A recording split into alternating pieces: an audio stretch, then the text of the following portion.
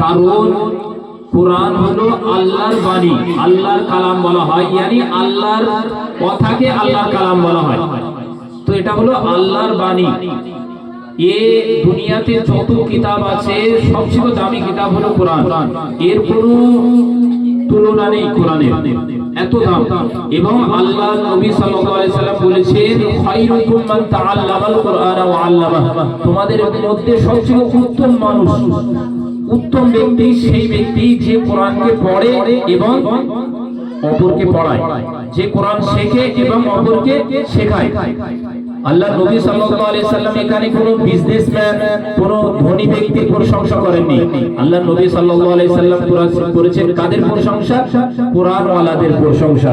তো আমরা যেন সকলে কি হতে পারি? কোরআনওয়ালা হয়ে যেন দুনিয়া থেকে মরতে পারি। আল্লাহ আমাদেরকে সেই তৌফিক দান করুন। কারণ কোরআন, আল্লাহ রাব্বুল আলামিন কোরআনকে সবচেয়ে বেশি সম্মান দিয়েছেন।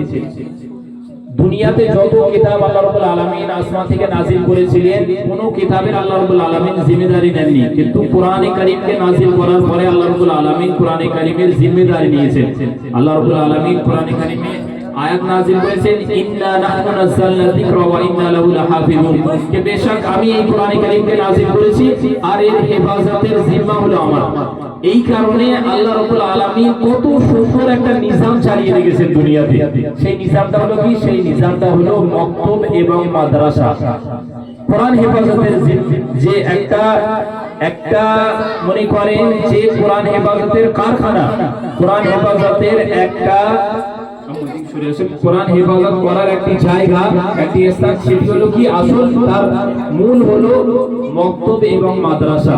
এর মাধ্যমে আল্লাহ রাব্বুল আলামিন কি করছেন? কোরআনে কারীমের হেফাজত করছেন।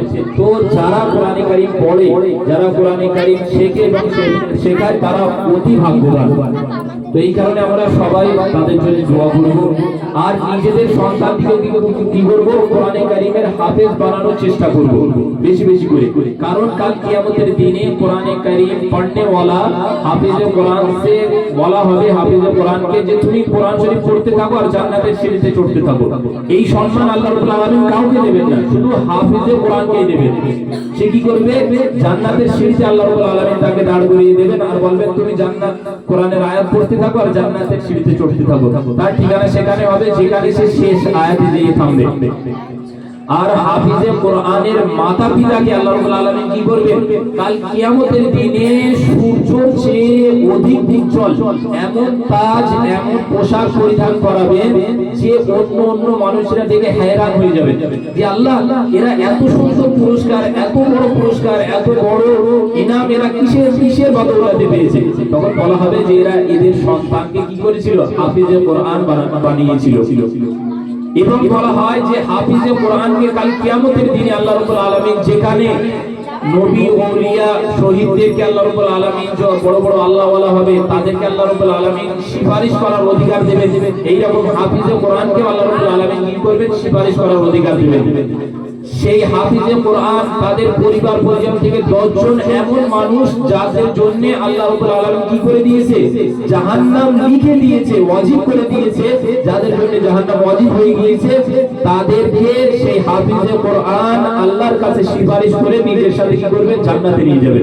তো এই কারণে আমরা যদি কোরআনের হাফেজ যদি না হতে পারি, যদি নিজেদের সন্তানকে যদি না বানাতে পারি, তা এই রকম প্রতিষ্ঠান যেখানে কোরআনে কারীমের হাফেজ বানানো হয়, কোরআনে কারীমের তালিম দেওয়া হয়, কোরআনে কারীমের মোতাবেক জিন্দেগি যাপন করার তারবিয়ত করা হয়, সেই জায়গায় যেন আমরা কিছু নিজের মাল, নিজের জান মাল, যোগ্যতা এবং বুদ্ধি পরামর্শ দিয়েও যদি সহযোগিতা করতে পারি, আমরা যেন দুনিয়াতে করে যেতে পারি। সেদিকেও আমরা কি করবো? খেয়াল রাখবো ইনশাআল্লাহ। তো